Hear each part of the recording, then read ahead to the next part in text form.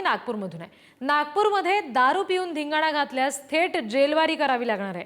दारू पिऊन गोंधळ घालणाऱ्यांना पोलीस कोठडीत 31 साजरा करावा लागणार आहे। नागपूर पोलीस आयुक्त रवींद्र सिंघल यांनी हा इशारा दिलाय। नागपूर शहरात 3000 पोलिसांची तळीरामांवर नजर असणार आहे।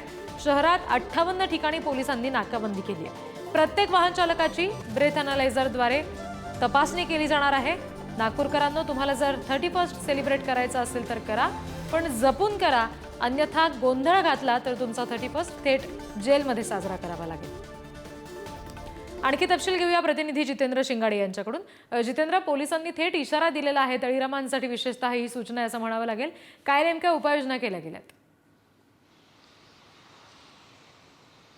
नक्कीच रीती, कारण आज 31 आणि 31ला जे आहे ते तळीरामांचा मोठा हैदोस देखील पाहायला मिळतो आणि हा हैदोस होऊ नये किंवा गोंधळ होऊ नये आणि नव्या वर्षाचं स्वागत जे आहे ते शांततेत आणि उत्साहात व्हावं आणि सर्व जनतेने त्याचा लाभ घ्यावा यासाठी नागपूर पोलीस देखील तैनात झालेले आहेत। नागपूर पोलिसांनी यासाठी कडक पहारा देखील तयार केलेला आहे। 58 ठिकाणी जे आहे ते आपलं नाकेबंदी राहणार आहे। त्याचबरोबर 10 क्राईम ब्रांचच्या टीम, 15 बीट मार्शल, अशा ठिकाणी 150 ठिकाणी बीट मार्शल तैनात राहणार आहे। ठिकठिकाणी 58 ठिकाणी नाकेबंदी करून, ज्यामध्ये 50 ठिकाणी जे आहे ते शहरात, तर 8 जागी जे आहे ते शहरात येणारे जे रस्ते आहेत त्या रस्त्यांवर हे नाकेबंदी राहणार आहे। त्याचबरोबर महत्त्वाचं म्हणजे शहरातील 6 महत्त्वाचे उड्डाण पूल, ओव्हरब्रिज जे आहेत ते संध्याकाळी आज 6 वाजेपासून ते उद्या सकाळी 6 वाजेपर्यंत बंद ठेवण्यात येणार आहे। आणि जर कोणी गोंधळ करताना आढळलं, रस्त्यावर दारू पिऊन मस्ती करताना आढळलं, तर त्याची रवानगी जी आहे ती थेट आता कोठडीतच होणार आहे। म्हणजे त्याच्यामुळे 31 साजरा करताना नागपूरकरांना विशेष काळजी घ्यावी लागेल असं म्हणावं लागेल।